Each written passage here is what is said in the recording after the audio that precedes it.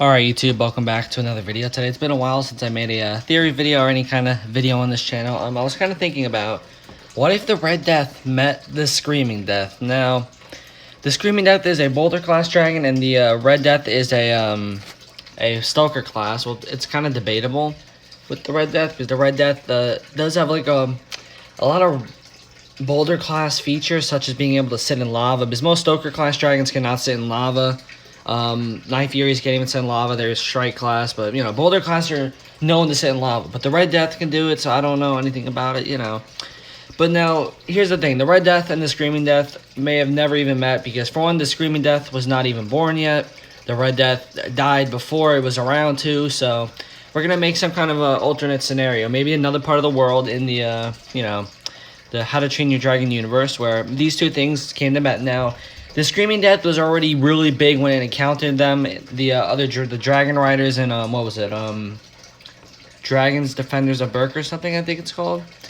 Yeah, when they first met it, it was already a decently large size. It was pretty much big enough to take a large bite out of any of the dragons that we know of at the time. But as we know, it started to eat islands and eat more of them. It just kept going around the archipelago, ripping down islands, looking for its family. And it did get to a really big size. By the time we saw it in Dragon's Race to the Edge, I think it's called.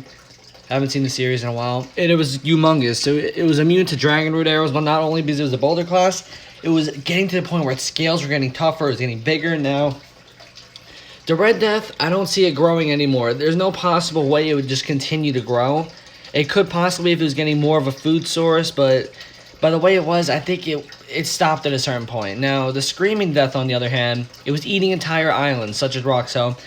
And it wasn't even in a Titan Wing form. And we know Titan Wings are a bigger version of something, so we don't know what it would look like or how it would act. But considering it just keeps growing now, I can see there being a point of it where it would stop growing. But the fact that it was eating entire islands, and now I know when you hear that, you're thinking of the whole island. I think it was just eating out the undersides of the island, so the island would like fall into the ocean. But you know, let's move on, kind of like the fight thing now. The Red Death has a nice stream of fire. As we saw when Toothless faced off against it, the fire was pretty thick, pretty straight as it came out. But with the Screaming Death, it was kind of like gunshots. Like, you see the little effects coming out of the back of his head, and it being like blasts. They weren't like a straightforward like line. I don't feel like the fire of the Screaming Death would do much to the Red Death, unless it was a certain size and it managed to get a stronger source of like fire, I guess. I'm not really sure about that.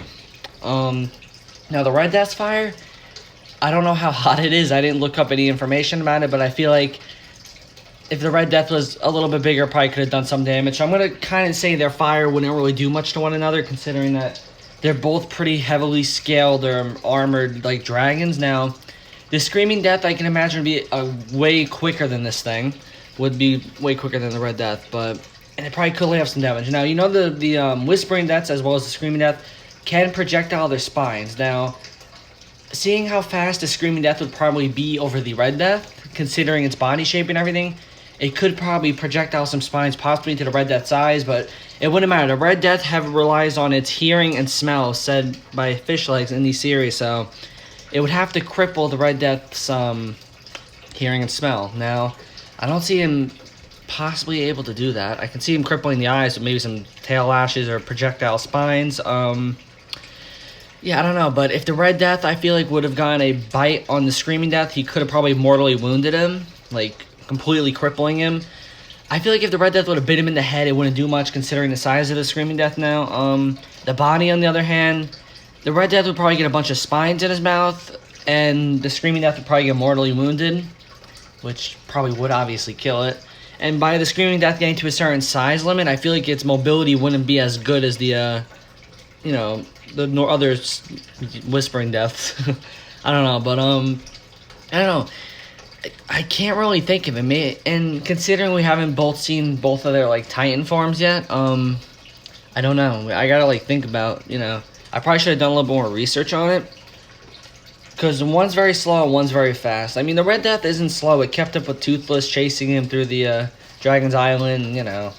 And when he lost sight of him, that kind of gave them the upper hand. So possibly, I I don't know, the fight could take place on the ground too. Maybe this screaming death bores through the volcano and finds a red death. I don't know, but I'm probably gonna have to give the win to the red death, only because of that that fatal blow to the body it would have to the screaming death. And I'm gonna compare this to something else. I know it sounds a little bit weird now.